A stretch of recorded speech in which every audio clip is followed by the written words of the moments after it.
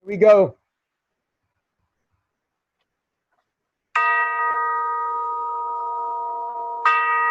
And now, tonight's presentation of radio's outstanding theater of thrills, Suspense. Tonight, Suspense brings you a performance of one of the most controversial plays ever presented over radio.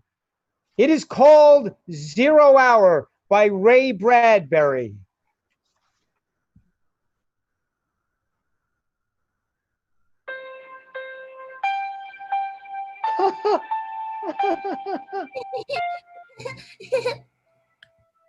Oh boy, this is fun.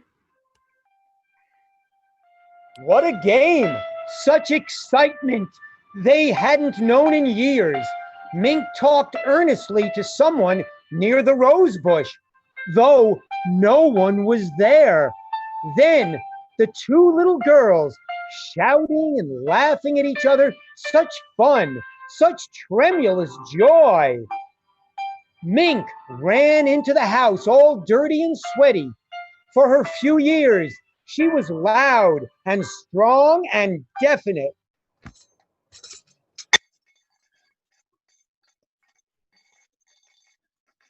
And her mother, Mrs. Morris, peeling vegetables at the sink, watched with amusement as her daughter threw into a sack old pots, tools, and things relegated to child play. My goodness, Meg, what is going on? Oh, the most exciting game ever, just ever. Oh? It's all right I take these, Mom? Just don't dent them and it's all right. Thanks, Mom. We won't. Bye. All right. Oh, what's the name of the new game? Invasion. Invasion? Invasion. And in the garden now, a serious concentration. Mink, with an assortment of pots and pans and wrenches and forks and spoons, and her friend Anna, a little younger, tongue in teeth, taking notes on a pad. This and this and this. What's it say next? Wait a minute, Link. Well, hurry up. 497 A and B and X. 497 A and B and X. A folk and a string and a hexagonal. A folk and a string and a hexagonal. What do we do next, Mr. Drill? And then Mink talking to the rose bush again, and to her own satisfaction, at least receiving some kind of answer, which she relayed to Anna. Triangle. How do you spell it? Oh, any old way. It doesn't matter. Now write beam. I haven't got triangle yet. Well, hurry. 0 hours by 5 o'clock. We haven't got all day. This time, out from Invasion for lunch, Mink bolted down the soup and coincidentally crammed a sandwich into her mouth. Now you slow down, Mink. Whatever is waiting will wait a little longer. But I can't. Drill's waiting for me. Drill? That's a peculiar name. Is he a new boy in the neighborhood? He's new, all right. Well, I don't think I've seen him. Which one is Drill? Oh, he's just around. You'll make fun. Everybody. Well, I don't think that's very nice. Is Drill shy?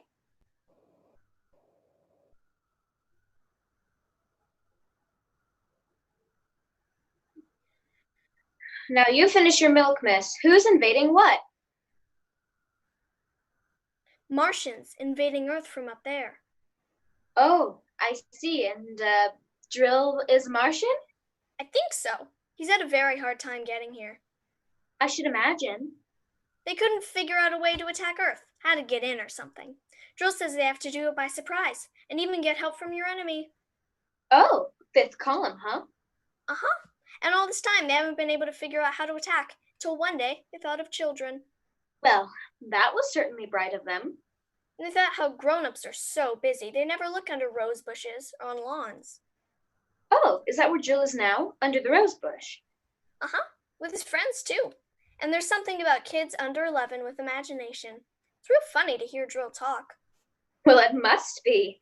You better run along now if you want to have your invasion before dark. Oh, baths tonight. School tomorrow, you know. Drill says I won't have to take any more baths. Oh, he does. Does he? And we can stay up till 10 o'clock. Well, your friend, Mr. Drill, had better mind his P's and Q's, or I'm going to call up his mother and... That's just it. Drill says you're dangerous because you don't believe in Martians. Just like you think Drill's a kid. Well, he's not. And they're gonna let us run the world when they get in. All us kids. I might even be queen. Well, that's nice, dear. Now run along. Mom, Oh, what is it? Mom, when the invasion comes, we'll have to get rid of you and Daddy. But I'll be sure it won't hurt too much. Thanks a lot.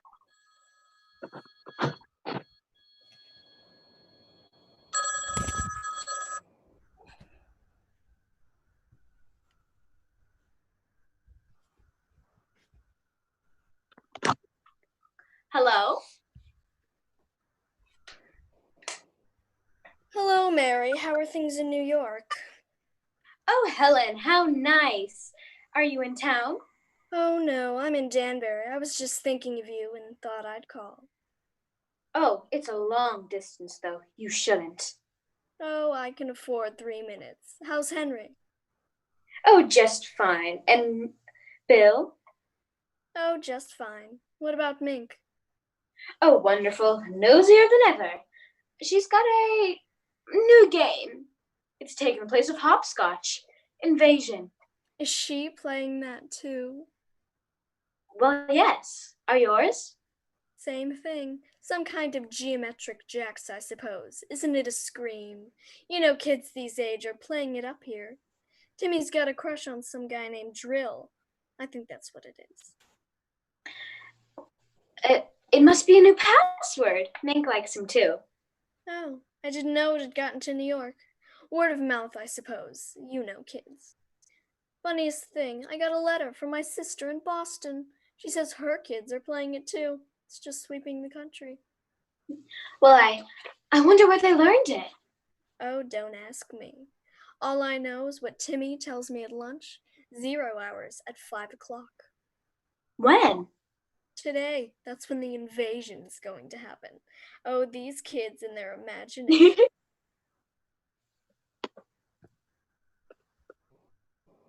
And they talked a little more, schoolgirl friends. But Mrs. Morris was thoughtful. She was thinking of other things, of adults, of children with imagination, rose bushes, dimensions. She thought about how much she had forgotten about being a child, and she wondered about Mink and all the kids who were at that moment playing Invasion. I'm so glad you called. Give my love to Henry and a kiss for me. I will, and to Bill and the kids. Thanks. Bye. Goodbye. An hour drowsed by. It was 3 o'clock. There was an occasional hum inside, and the coolness of the house as a car passed outside. The street was lined with beautiful, green, peaceful-looking trees, and all across the city, in other gardens, in other places, children under 11 were excitedly playing a game, talking to rose bushes and grass lawns, trees, shrubs, even children in apartment houses high in the air, conferring with potted plants, cactus, and ivy. Mrs. Morris finished her housework and then went to the kitchen. Oh, hello, dear.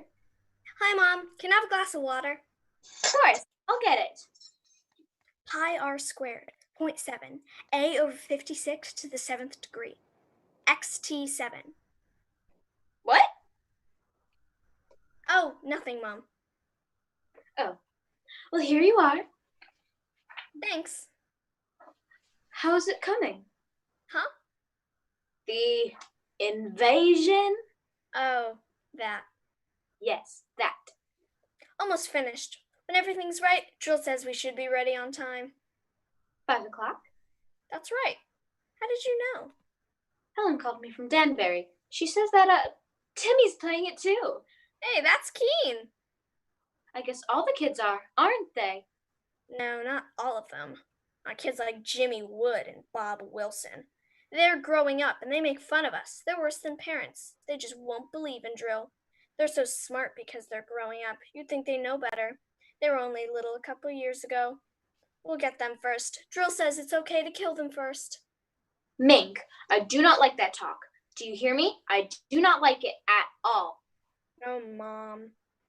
Now I mean it. You keep on that way and there'll be no more playing. You'll have to tell Anna to go home and you'll stay inside until bedtime. I'm sorry. Well, I should think so. Thanks for the water, Mom. Mink, Yes, Mom? what did those numbers mean? What numbers? The ones you were saying to yourself a couple minutes ago. Oh, that. They're just things we have to do to get Joel and his friends out. That's all. Look, why don't you and Anna go down to the drugstore and get some ice cream? You don't even have to pay for it. I'll pay for it. Haven't got time, Mom. Thanks. What? I never thought I'd hear you say that. I gotta go now, Mom. Wait a minute, Mink. I want you to tell me the truth. What is this invasion silliness? It isn't silly. It's just a game. That's all, Mom. We're just playing Invasion. Excuse me. I gotta get back now. I'll see you later. It was a game called Invasion. Mrs. Morris' little girl Mink was playing it. So was Mink's friend Anna and all the children under 11. It was called Invasion, and 0 hour was to be at 5 o'clock. Mrs. Morris was disturbed. She wasn't sure why, but there was something about parents shutting their ears and eyes to what was really happening. And because she was disturbed, she did something she didn't usually do. She called her husband at the office. Hello, dear. Oh, hello, Henry. I'm sorry to bother you, but Mrs. Maxson said you weren't busy. Oh, not to. I should be able to get home early today. Everything all right? Yes. You all right? I'm fine. Mink? Oh, Henry. What? Nothing. I just want to talk to you for a minute. That's all. Listen, are you sure you're all right? Oh, yes. Mink's been getting on your nerves. Not really. Well, you tell her to behave, but when I get home, she and I are going to have a talk. As a matter of fact, he's been a little fresh lately. Well, she's playing outside. She's fine.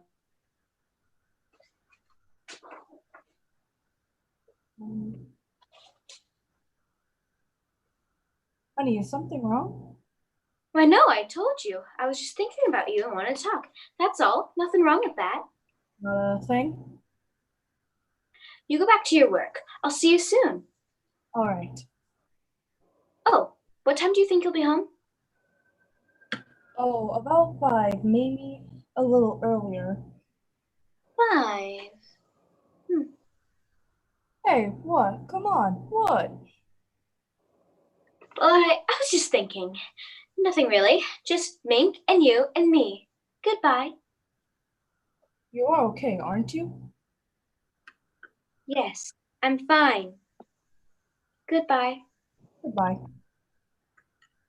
Another hour passed, and it was 4:30.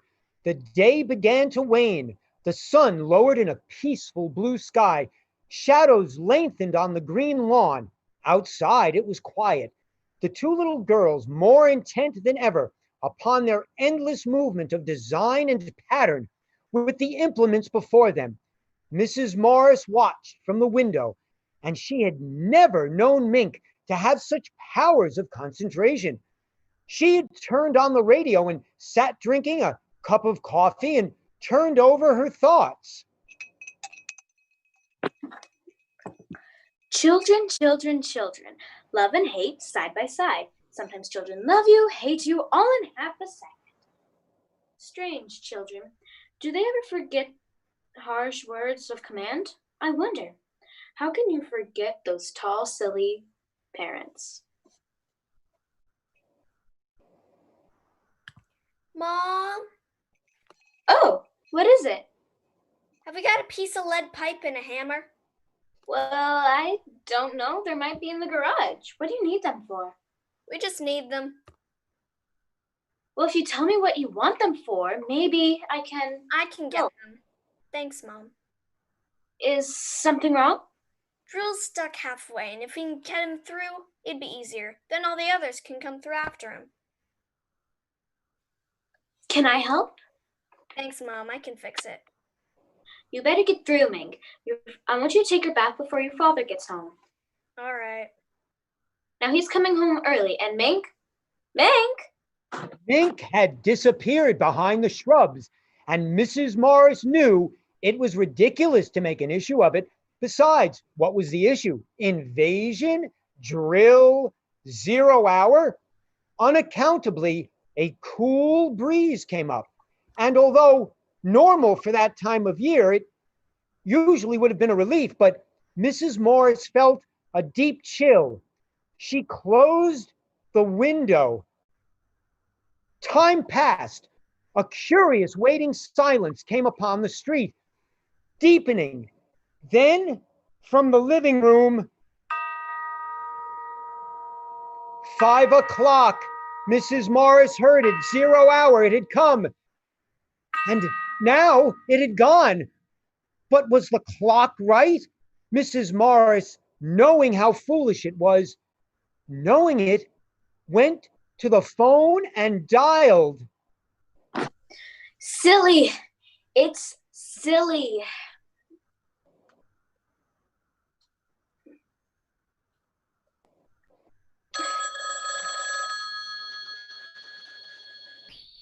When you hear the tone will be exactly 4:54 and 20 seconds. 4:54 and 20 seconds. And Mrs. Morris knew it wasn't as silly as she thought, because it wasn't 5 o'clock yet, not 0 hour yet. Then the car drove up the driveway and suddenly stopped. Hi, Mink. How's it going? Hi, Anna. Hi, Daddy. Hi, Mr. Morris. Fine. Got a kiss for your old man? Haven't got time now, Daddy. Well, that's nice. We're playing Invasion. What are you? Oh, swell. Your mother in the house? Uh-huh. Okay, be good. I will. 0 hours in a few minutes.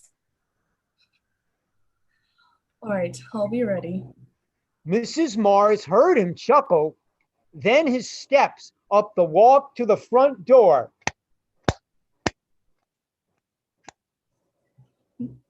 Mary! I'm in the living room. Oh, hi. Our daughter didn't have time for a kiss. How about you? Her day. Not particularly. Would you like a cocktail? You read my mind. Martini? Perfect. Anything exciting happened today? No. Oh, Helen called from Danbury. I told her she was crazy, but she just felt like calling. Like you calling me this afternoon. Crazy. Huh. Hey, what was all that earlier? Oh, I told you. I just wanted to. Hey, incidentally, what's this new game the kids are playing? Invasion. That's a nice depressing thought. Is she all right? Come to think of it, she looks kind of funny. She's all right. What's the time? A couple minutes after 5. Why?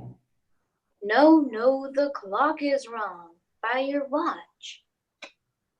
Oh, I've got 2 minutes too. I'm probably slow. You got something on the stove? No, I just wondered. Honey, hey, look at me. What's the matter? Nothing, really. Now, Really. Mink's been up to something. Of course not. Then what? I guess I'm just a little tired. Upset, that's all. You want to go out for dinner? Oh no, I've got a steak here. I'll tell you what, I'll barbecue. How'll that be? Perfect. What was that? What? I just thought I heard something. Oh, I didn't. I must have been imagining it. Hey, you are jumpy. Why don't you have a drink? It'll do you good. No, I don't want one. What's the time? Mary, what is this? Now I mean it. Something's wrong and I want to know. It's silly. It's so silly. I'm on edge, that's all. Mary, I am. I don't like this. That kid's done something, hasn't she? I'm gonna get her in here. No. She didn't do anything. It's just that I just... What's that? I don't know. Those kids haven't got anything dangerous out there, have they? I noticed a lot of junk lying around. I just thought it was just a game. She would have done herself. They made her do it. What the devil?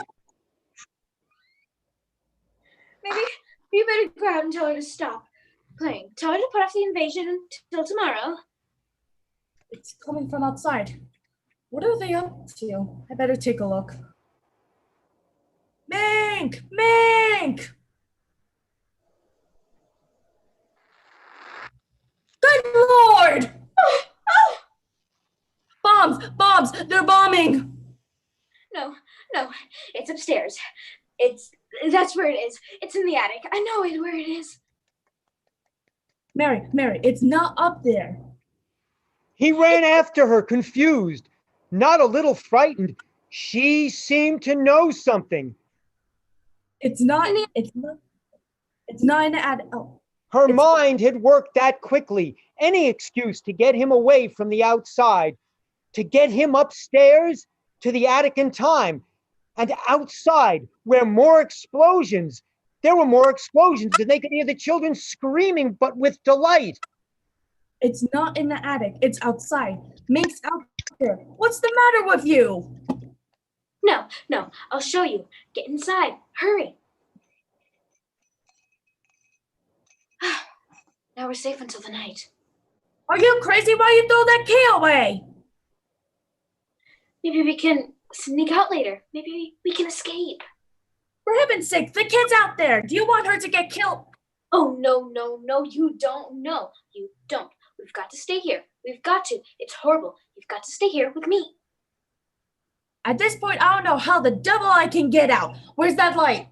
Oh, please, be quiet. Please, they'll hear us and please be quiet. Well, who's going to answer the telephone?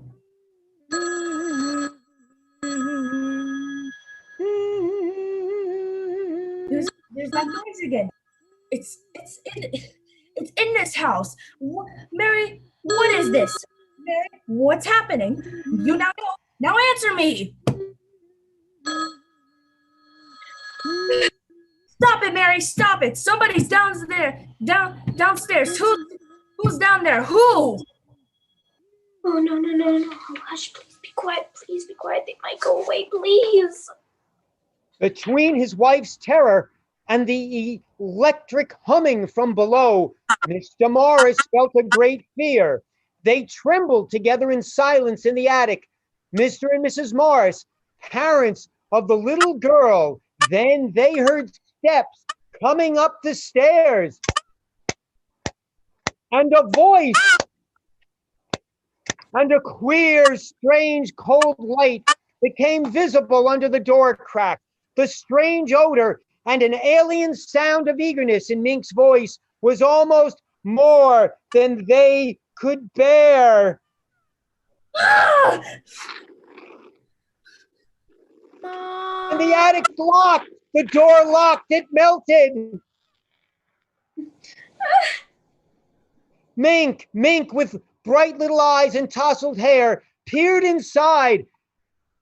But behind her, there was a tall, wavering, blue shadow, frightful shadows. Peekaboo.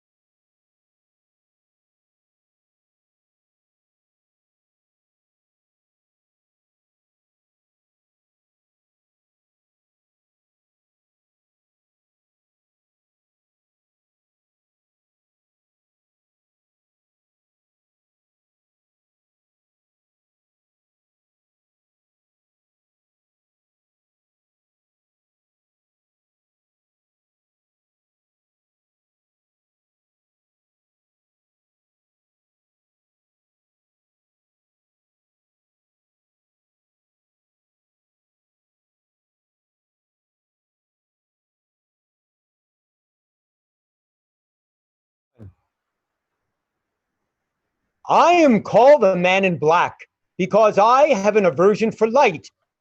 I am here in the studio tonight. What are you doing? Dim the light, you fool! Imbeciles! Oh, excuse me, where was I? Oh, yes. Tonight, I am here to introduce you to a program written by a woman who has seen into the darkest side of human weakness, the hateful, the mean, thoughtless that leads to murder. Tonight, we present a study of terror written by Lucille Fletcher called Sorry Wrong Number, about a woman who is caught in an unfortunate predicament involving the telephone company and the police. This program is not for the squeamish. Listen at your own risk.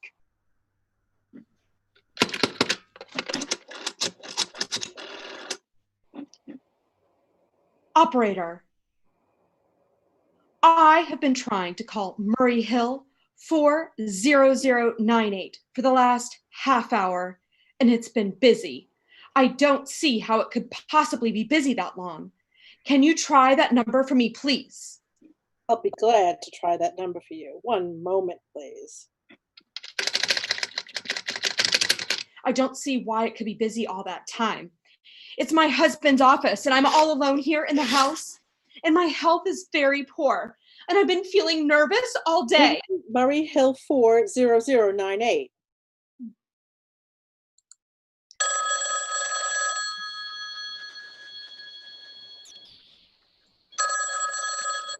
Hello? Hello? Is Mr. Stevenson there? Hello? Hello? Hello. Oh, hello, George. Yes, this is George speaking. Hello? Who is this? What number am I calling, please? I'm here with our client. Good. Everything okay? Is the coast clear for tonight? Yes, George. He says the coast is clear for tonight. Okay. Where are you now? I'm in a phone booth. Look, don't worry. Everything's going to be okay. Very well. You know the address. Yes, I know the address. And let's see now. At 11 o'clock, the private patrolman goes around the corner to 2nd Avenue That's right. for a beer. Yeah, that's right. 11 o'clock, and you be sure all the lights downstairs are out. Okay. Yeah, there should be only one light visible from the street. Okay. What's that? Wait, hold, just a minute, George. Hold on a minute. Our client tells me that at 11:15, a train crosses the bridge. So it makes a noise in case a window is open and someone should scream. Hello? What number is this, please? Okay, I understand. That's 11:15, the train, huh? Yeah. Do you remember everything else, George? Yep. I'll make it quick, as little blood as possible, because our client does not wish to make her suffer. That's right. You use a knife. Yep, a knife. It'll be okay. Then afterwards, I'll remove the rings and the bracelets and the jewelry in the bureau drawer because our client wishes it to look like a simple robbery. Don't worry, everything's okay. I know.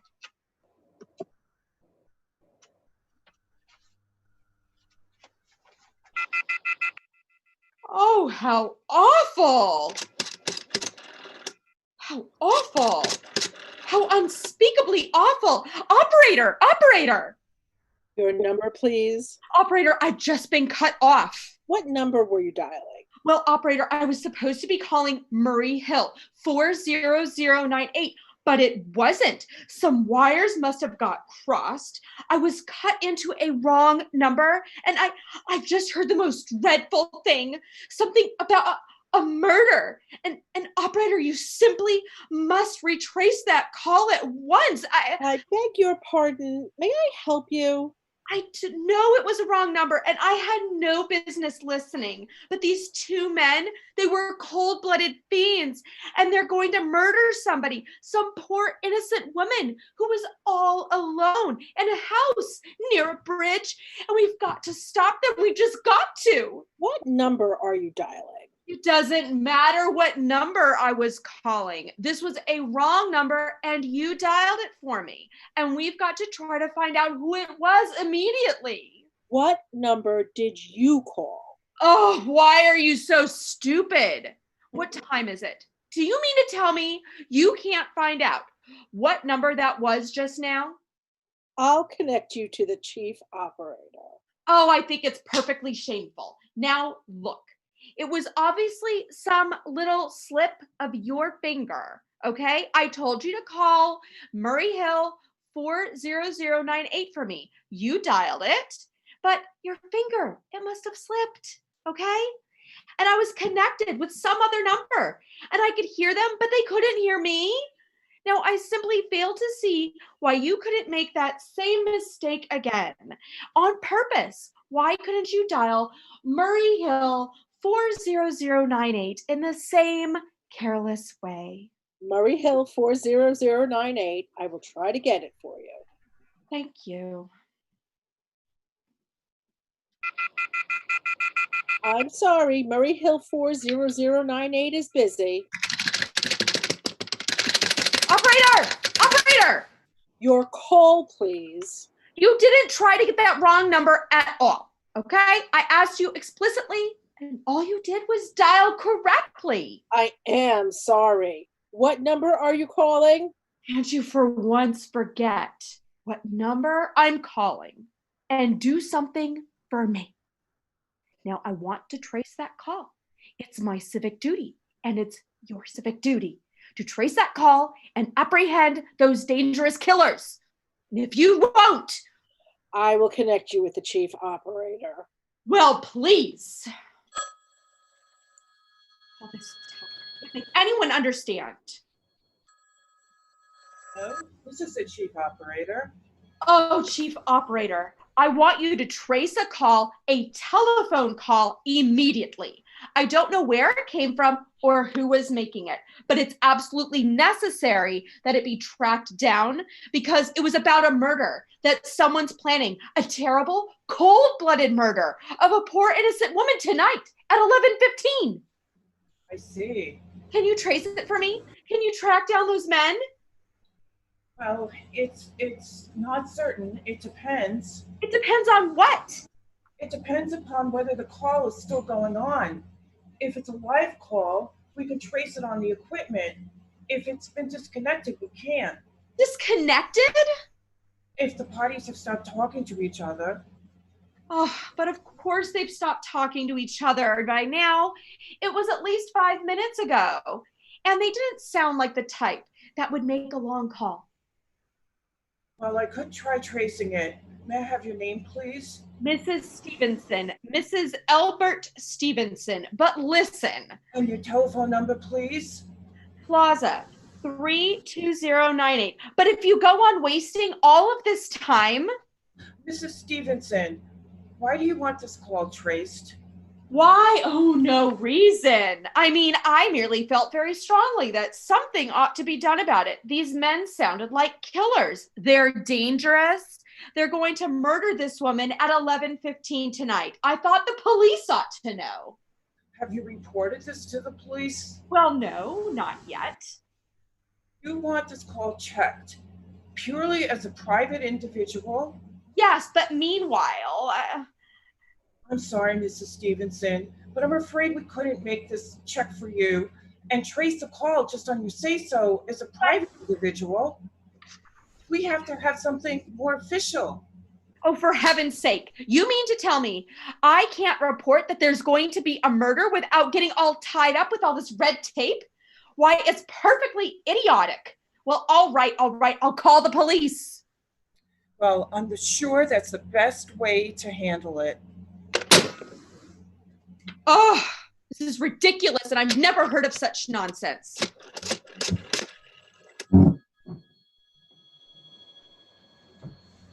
Your call, please.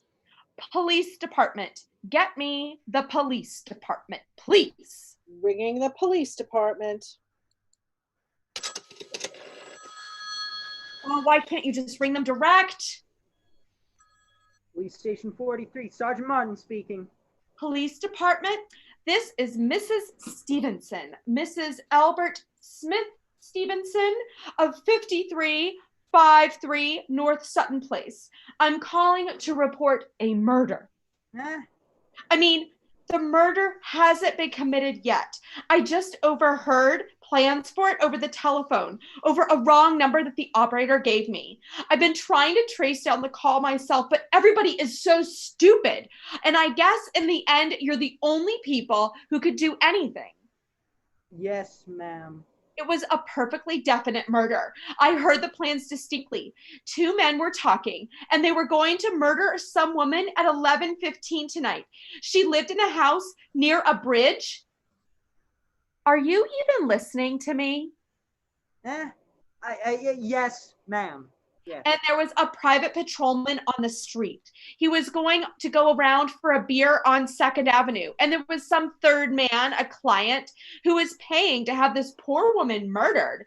They were going to take her rings and her bracelets and use a knife. Well, it's unnerved me dreadfully, and I am not well. Yes, I can see. When was all this, ma'am? About 8 minutes ago. Oh, then you can do something. You do understand. What's your name, ma'am? Mrs. Stevenson? Mrs. Albert Stevenson? And your address? 5353 3 North Side Place. That's near a bridge, the Queensboro Bridge. You know, and we have a private patrolman on our street. Yeah, and And Second Avenue is what was that number you were calling? Murray Hill 40098. But that's not the number. That wasn't the number. I overheard. I mean, Murray Hill 40098 is my husband's office. Mm-hmm. And he's working late tonight. And I was trying to reach him to ask him to just please come home. Hinchley Hospital. And yes, I'm an invalid, you know, and it's the maid's night off. And I hate to be alone, even though he says. This is information. How may I help you?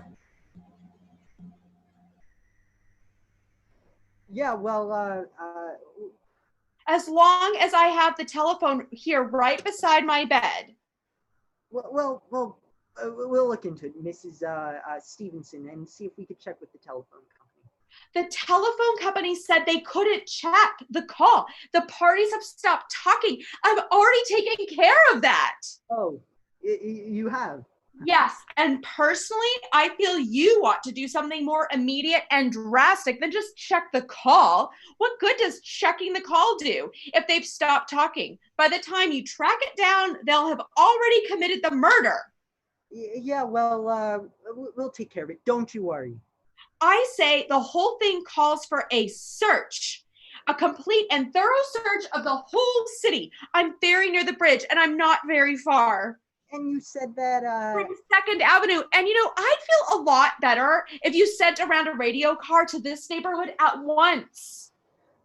Well, what makes you think the murder is going to be committed in your neighborhood, ma'am? Well, I don't know, but only the coincidence is just so horrible. Second Avenue, the patrolman, the bridge. Yeah, well, Second Avenue, you know, it's a very long street, ma'am. And you know how many bridges there are in the city of New York alone, not to mention Brooklyn, Staten Island, Queens, and the Bronx. I know all that. How do you know it isn't some little house on Staten Island on some little Second Avenue you never heard about? How do you know they're even talking about New York at all? But I heard the call on the New York dialing system. Well, maybe it was a long distance call you overheard. No! You know, telephones are funny things. Now, look, why don't you look at it this way? Supposing you hadn't broken in on that telephone call, supposing you got your husband the way you always do, you wouldn't be so upset, now would you? Well, I suppose not, but it was so inhuman. It was also cold-blooded. Well, a lot of murders are plotted in this city every day, ma'am. We managed to prevent almost all of them, but a clue of this kind, it's so vague, it isn't much more use to us than no clue at all. But surely you can... Unless, of course, you have some reason for thinking this call was phony and somebody was planning to murder you. Oh, Mimi, no. I hardly think so. I mean, why would anybody? I'm alone all day and night. I see nobody except my maid, Eloise, and she's a big 200-pounder. Yeah, and too lazy to even bring up my breakfast tray. And the only other person is my husband, Albert, and he's crazy about me. He adores me. He waits on my hand and foot. And he scarcely left my side since I took sick 12 years ago. Yeah, well, then there's nothing for you to worry about, and you just leave the rest of this to us. We'll take care of it. Oh, well, will ya? What will you do? It's so late. It's nearly 11 now. We'll take care of it, lady. Well, will you? Will you broadcast it all over the city and send out the squads? Warn your radio cars to walk out, especially in suspicious neighborhoods like mine? Lady, I said we'd take care of it. Now, I've got a couple other matters here on my desk that require immediate attention. So, good night, ma'am. Thank you. Oh, you idiot! Oh, why did I hang up the phone like that? Now he'll think I'm a fool. Oh my, why doesn't Albert just come home? Why doesn't he? I'll get that operator again.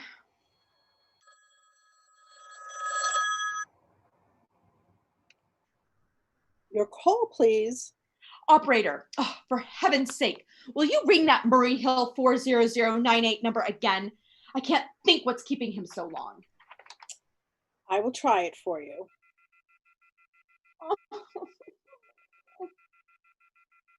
I'm sorry, Murray Hill 40098 is busy. I can hear it. You don't have to tell me. I know it's busy. Oh, if only I could get out of this bed for a little while. If I could just get a little breath of fresh air and just lean out the window and see the street.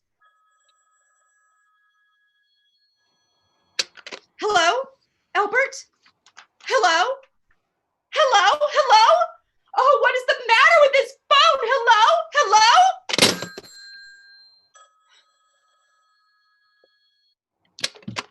Hello? Hello? Oh, for heaven's sake, who is this? Hello? Hello? Hello? Oh, who's trying to call me? What are they trying to do to me? Your call, please. Hello, operator. I don't know what's the matter with this telephone tonight, but it's positively driving me crazy. I've never seen such inefficient, miserable service. Now look, I'm an invalid. I'm very, very nervous, and I'm not supposed to be annoyed. But if this keeps up much longer... What seems to be the trouble? Well, everything's wrong. I haven't had one bit of satisfaction out of one call I've made this evening. The whole world could be murdered for all you people care. And now my phone keeps ringing and ringing and ringing and ringing every 5 seconds or so. And when I pick it up, there's no one there. I am sorry. If you will hang up, I will test it for you. I don't want you to test it for me. I want you to put that call through, whatever it is, at once. I'm afraid I can't do that.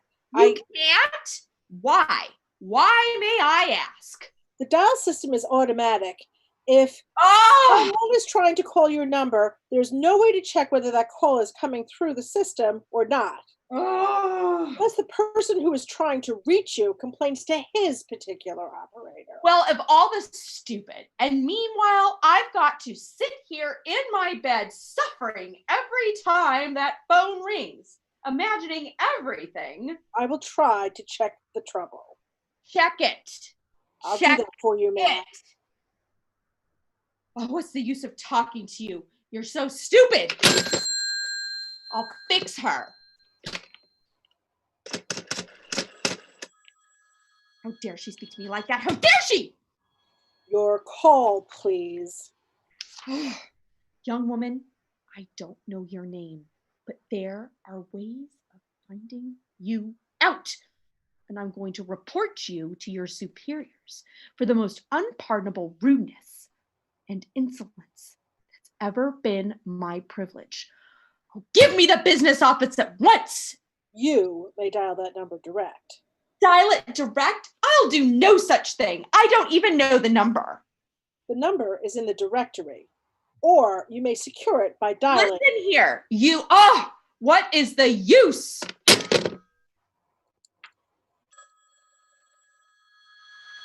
Oh, for heaven's sake, I'm gonna go out of my mind. Hello? Hello? Stop ringing me, do you hear? Answer me, who is this? Do you realize you're driving me crazy? Who's calling me? What are you doing it for? No, stop it, stop it, stop it! I say if you don't stop ringing me, I'm going to call the police. Do you hear? Hello? Hello? Oh, if Albert would only come home. Oh, let it ring, let it go on ringing. I won't answer it. I won't answer it this time. If it goes on ringing all night, I won't answer it. I just won't.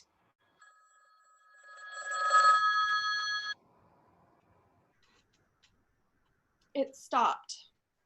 Why did it stop ringing all of a sudden? Oh, what time is it? Oh, where is my clock? Where is it? Oh, okay, 5 to 11. Well, they've decided something.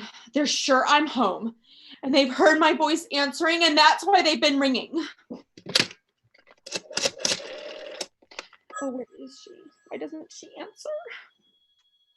Your call, please.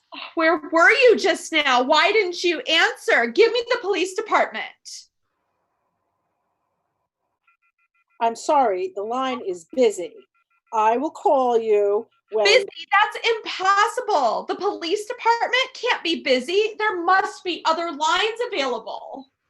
The line is busy. I will try to get them for you later. No, I have got to speak to them right now. It may be too late and I have to talk to someone. What number do you wish to speak to? I don't know, but there must be someone to protect people besides the police department, a detective agency. You can find agencies listed in the classified directory. I don't have a classified. I mean, I'm too nervous to even look it up. I don't even know how to use the book. I will connect you with information. Perhaps she will be able to help you. No. Oh, you're being spiteful, aren't you? You don't care what happens to me. I can die and you wouldn't care.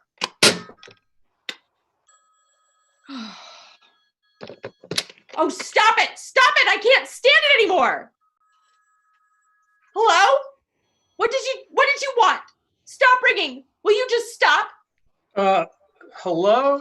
Is this Plaza 32099? Yes. This is Plaza 2099. This is Western Union. I have a telegram here for Mrs. Albert Stevenson. Is there anyone here to receive the message? I'm Mrs. Stevenson. Good. The telegram is as follows. Mrs. Albert Stevenson, stop. 53 North Sutton Place, New York, New York, stop. Darling, terribly sorry, stop. Tried to get you for last hour, but line busy, stop.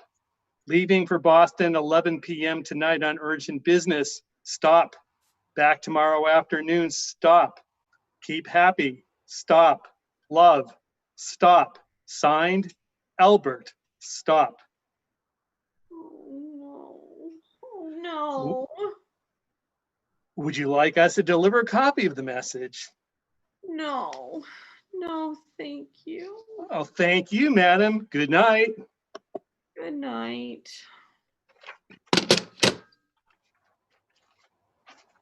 No. I don't believe it. He couldn't do it. Nobody knows that I'll be alone. It's some trick. It's a trick. I know it.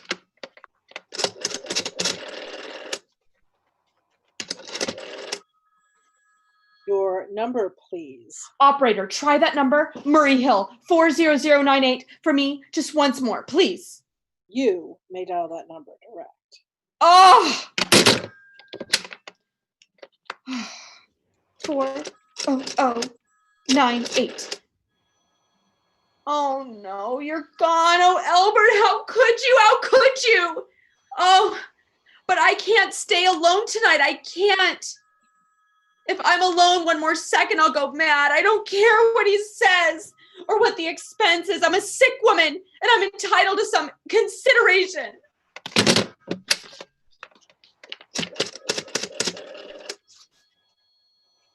Hi, this is information. How may I help you? I want the telephone number of Henchley Hospital. Henchley Hospital. Do you have that street address, miss? No. It's somewhere in the 70s. It's a very small, private, exclusive hospital where I had my appendix out 2 years ago. 1 moment, please. H-E-N-C-H-L-E-Y. 1 moment, please. Please hurry. And please, what is the time? You may find out the time by dialing Meridian 71212. Oh, for heaven's sake, I've no time for dialing. Here it is. The number of Henchley Hospital is Butterfield 89970. Good night.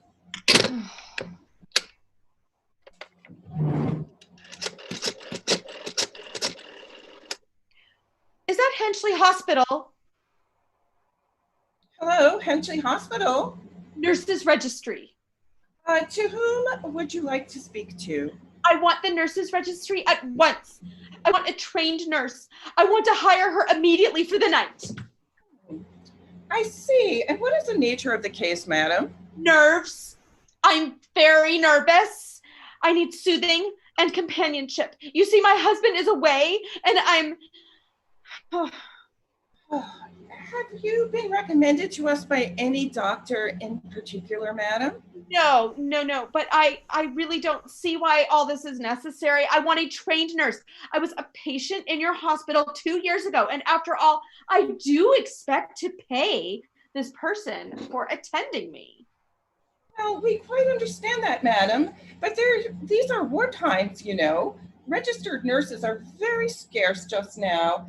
And our superintendent has asked us to send people out only on cases in which the physician is in charge, feels that it's absolutely necessary. This is absolutely necessary. I am a sick woman. I'm very upset. I'm alone in this house and I'm an invalid. And tonight I overheard a telephone conversation that upset me dreadfully. A woman is going to be killed when a train crosses a bridge. And in fact, if someone doesn't come in right away, I'm afraid I am going to go out of my mind. Well, now I'll speak to Miss Phillips when she comes in. What is your name again, madam? Miss Phillips? When do you expect her to come in? I couldn't say. She went out to supper around 11 o'clock. 11 o'clock? But it's not even 11 yet. Oh no, my clock, it stopped. I thought it was running down. What time is it? Just 15 minutes past 11. What was that? What was that? What was that, madam? That click just now in my own telephone, as though someone lifted up the receiver off the hook, off the extension telephone downstairs. I don't hear it, madam. Now, about this... But I did. There's someone in this house, someone downstairs in the kitchen, and they're listening to me now. They're listening.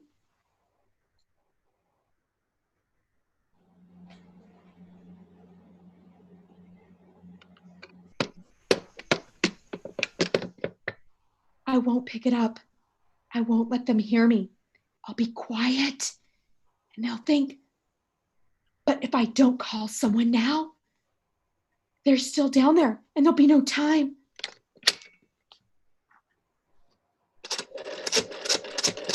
I have to get that operator again. Your call, please. Operator! I'm in desperate trouble. I'm sorry, I cannot hear you. Please speak louder. I don't dare speak louder. There's someone listening now. I'm sorry. But you've got to hear me. Please, you have to help me. There's someone in this house. Someone's going to murder me. And you've got to get in touch with there it is. Can you hear it? He's put it down. He's put down the extension phone. He's coming up the stairs. Give me the police department. One moment, please. I will connect you. Okay, hurry. I can hear him. Oh no, please. Oh God, hurry.